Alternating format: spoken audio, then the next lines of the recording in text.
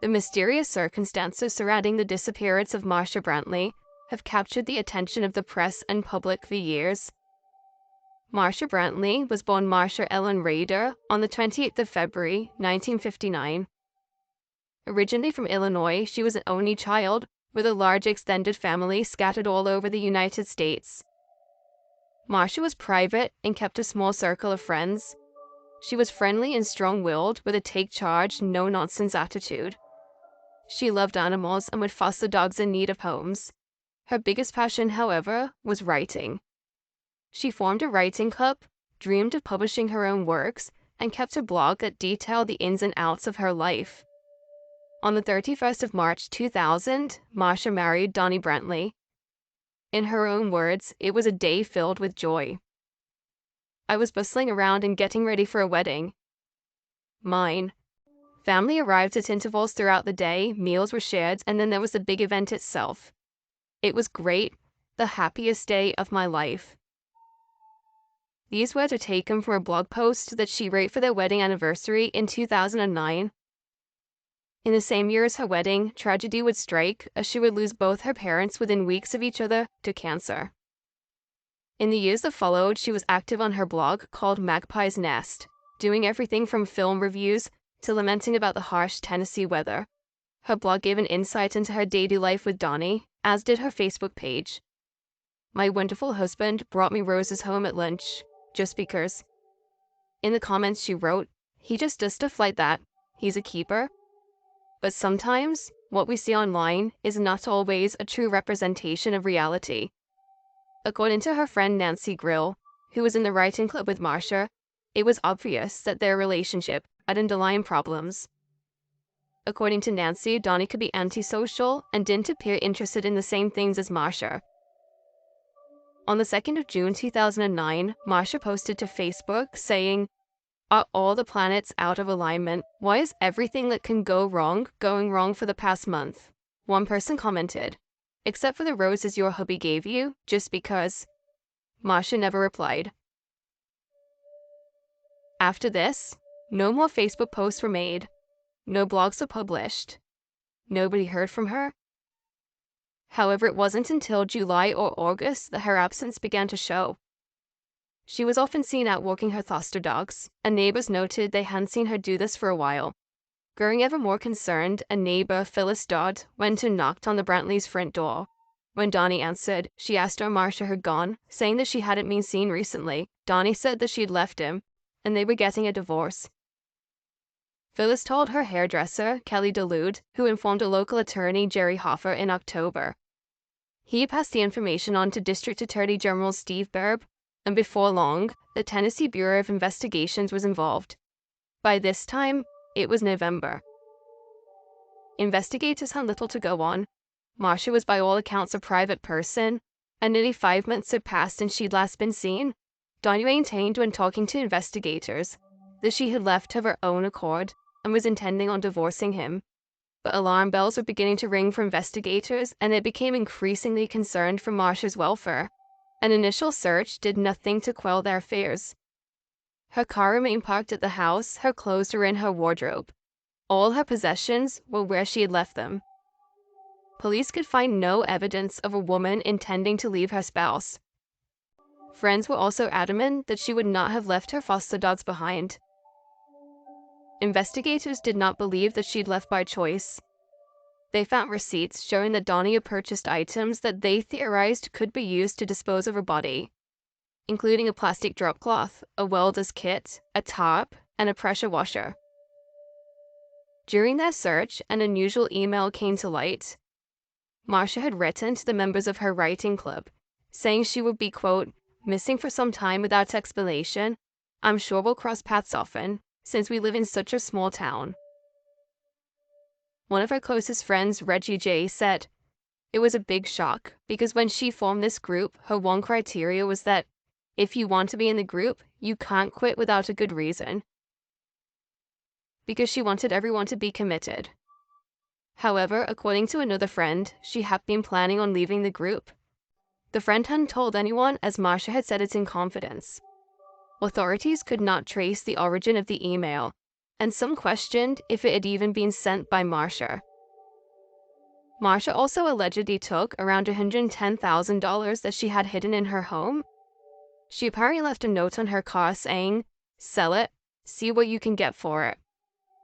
The note was not preserved as evidence by the police, and they did not believe there was any money hidden inside the home. In 2012, the home of Marcia and Donnie Brantley was searched again, this time with the assistance of cadaver dogs. Police believe that foul play had played a role in her disappearance, but no new evidence or clues turned up. 2013 brought a new twist to the case. Despite having no body and no trace of Marcia, law enforcement announced that they were indicting Donnie Brantley on charges of first-degree murder. The prosecution outlined two motives: infidelity and financial troubles. Donnie ran a home repair company, and after the housing market crash of 2009, he had little in the way of business. After Marcia vanished, Donnie had her power of attorney and could have signed her name to sell his assets. However, 10th Judicial District Attorney General Steve Crump said that they could find no evidence of him using her power of attorney for financial gain. While Crump said Donnie hadn't used her power of attorney, 1 month after her last known whereabouts, her signature was used to sell the home repair business. One handwriting expert said that she had signed in her own name, but the police disagreed. They requested it be sent to a second expert for examination. This second expert determined that Marcia did not write that signature. A key piece of evidence surrounded Marcia's phone. Cell phone analysis showed that incoming calls stopped on June 2, 2009. Donnie said he'd recently bought her a new phone, and she'd taken that one with her when she left. However, it would later emerge that Donnie had used that phone to contact a dating line, despite saying it was in Marcia's possession. They said he was, quote, looking for something different in his marriage, evidenced by the fact that he had also used online dating for several months. However, Donnie's attorney said he did not do this until after his wife had left. The prosecution also referred to a kiss he had shared with an ex-girlfriend before the disappearance of his wife, but the defense argued it never went any further. According to Marcia's friends, she would not have left over an affair, but would have been heartbroken and furious. They said that the emotional attachment she had to her house was strong. It had been built by her parents and was solely in her name. They argued she would have simply kicked him out, rather than gone. Within about a week of Marcia's disappearance, both the prosecution and the defense stated that Donnie had allegedly hand-delivered a card to his ex-girlfriend, with whom he had shared the kiss. It read, "Things are better for me now." The prosecution argued that the timing and the contents of the card was proof that Donnie was the cause of his wife's disappearance, that he had killed her and was ready to move on. The defense ribbished those claims, saying there were no sinister undertones to the card. He merely meant he was ready to reconnect and form a friendship. They did continue to see each other for a short time after, and according to the defense, his ex-girlfriend never heard Donnie speak ill of Marcia. When talking about the receipts found during the search, the prosecution said these, along with a ticket for a landfill, and Marcia's body not being found, was evidence of a premeditated, calculated murder, which in the state of Tennessee you must prove beyond a reasonable doubt to secure a conviction. The defense said the receipts were for items he would purchase as part of his home repair business. The inconsistency in Donnie's story was another key argument for the prosecution. They alleged that Donnie had changed his story several times, and the investigators said he had misled them about where their camper van was. The police said he had given different versions of events to neighbors, saying she was either living in the van or she had gone out west.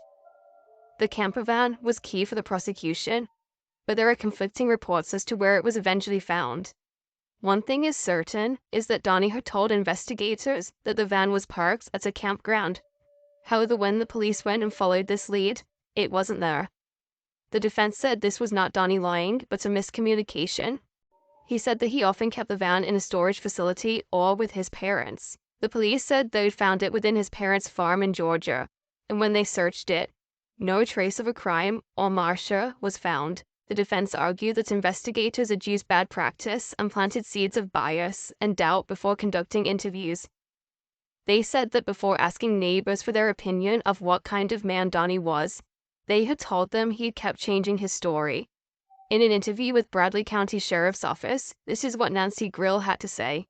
My initial feeling was that Marcia had deliberately left and was going to go away and be that best-selling author.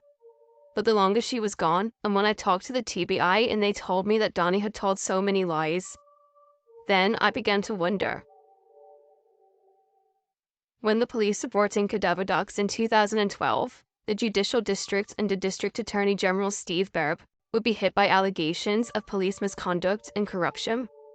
Defense lawyers said that the district had a reputation for not honoring the rights of defendants and withholding evidence. Berb issued a defense, saying he did not know about any malpractice and he would have put a stop to it. When looking for a viable reason for Marcia's disappearance, the defense said that her severe clinical depression could not be ignored. Her medical records highlighted mood swings and that she had been injecting hormones to try and lessen the effects of the depression. Whilst the defense and prosecution argued back and forth, a shocking new twist came. 1 week before he was due to stand trial, the family of Marcia Brantley requested that the charges against Donnie be dropped. They said that if the case wasn't strong enough and he wasn't found guilty, Marcia would never see justice and they would be out of options. As they dropped the charges without prejudice, they could later be refiled if new evidence came to light. In October of 2016, Donnie was again indicted, this time on a second-degree murder charge. The district's attorney general would not say what new evidence, or if indeed any new evidence, had come to light. All court documents that had previously been open to the public have since been expunged, meaning there is no official court record or any evidence of any charges ever being filed against Donnie Brantley. 18 months after being indicted for a second time, it was time to select a jury. However, a new announcement came that all charges against Donnie Brantley would again be dropped. The district attorney general said he was worried that the case would not make it as far as a jury and that it could not be proven beyond a reasonable doubt. Since her last known whereabouts, no trace of Marcia Brantley has ever been found. Her social security number has not been used, no visas have been applied for, and there is no evidence that she left the United States. Her whereabouts remain unknown.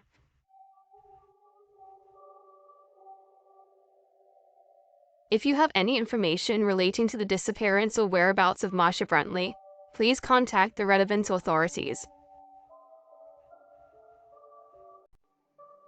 Bethany Ann Decker was born in Fredericksburg, Virginia. She was bright and hardworking, studying global and economic change at George Mason University, as well as working a full-time job. Whilst at university, she started a relationship with Army National Guardsman Emil Decker. She became pregnant and the pair married in 2009, welcoming a baby boy soon after. Due to his job in the military, he was often deployed to Afghanistan. And when her husband was away, Bethany was able to balance her responsibilities with the help of her in-laws, who would watch her son while she worked and went to school. The marital bliss was not to last, however, as while working as a waitress, she met an immigrant from Bolivia called Ronald Roldan. And before long, the two were pursuing an affair. Bethany and Emil's marital woes began to show. She moved out into an apartment on Orchard Grass Terrace in Ashburn, Virginia. Ronald moved in soon after, and the relationship proved toxic. Ronald was extremely controlling. He would contact her throughout the day, demanding she send pictures of where she was and who she was with. Bethany was trapped, and her family started thinking of ways to get her out. But by the end of the year, Bethany had fallen pregnant again. As she maintained a romantic relationship with Emil while he was on leave, the father of her child remains unclear.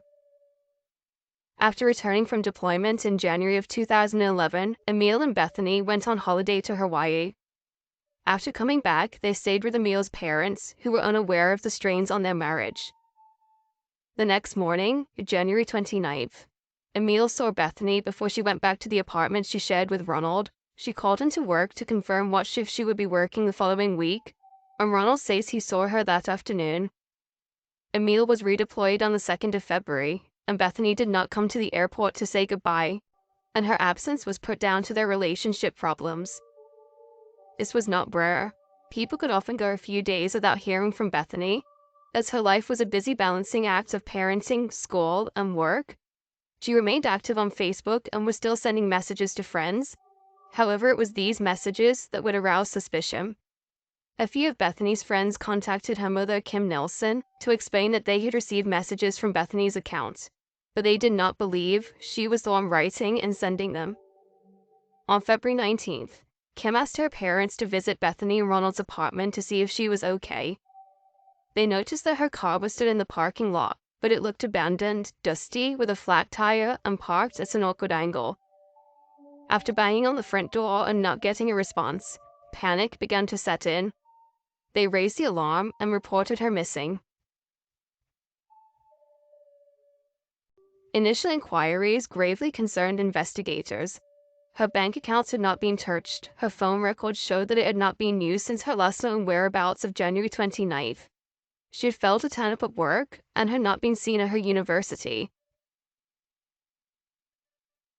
It quickly became apparent that there was a love triangle, so Emil and Ronald became focuses of the investigation. After contacting Emil, he returned home to speak to the police. Ronald explained to investigators that he thought she had simply returned to live with her parents. Police looked into Ronald's background further and discovered he had a string of previous convictions, including identity theft and destruction of property after smashing a woman's car window. He was not able to give consistent answers when questioned about when he had seen Bethany's car parked outside. As Ronald had moved out, they obtained a warrant to search his new address. They seized phones and a laptop, but no new evidence would come of this. During this time, Emil was granted a divorce from the missing Bethany. Ronald has only ever made one public statement on the disappearance of Bethany Decker, which he made through his attorney. My client remains hopeful and prays daily that Bethany will come home. He has complete confidence they are working hard on the case. In the years after her disappearance, Ronald began a relationship with a woman named Vicky Willoughby. Like his relationship with Bethany Decker, it quickly became abusive and controlling. During a fight, Vicky pulled a gun on Ronald. He wrestled the weapon away from her and shot her 3 times. Vicky would miraculously survive, but would lose an eye and live with the emotional scars forever. No charges were filed against her as it was deemed that she had acted in self-defense. He pleaded guilty to 2 felony assault charges and was sentenced to 6 to 8 years in prison. She would talk about her experiences on an episode of the hit TV show Dr. Phil. And she said in an interview with the Daily Mail, "Another girl is going to get hurt by this man. It's a terrible injustice, not just for me, but for the next girl he attacks. Once Ronald has served his sentence, proceedings will begin to deport him from the United States. There is no evidence that Bethany ever gave birth to the baby she was carrying at the time of her disappearance, but no trace of her has ever been found. If you have any information relating to the disappearance or whereabouts of Bethany Decker, please contact the relevant authorities."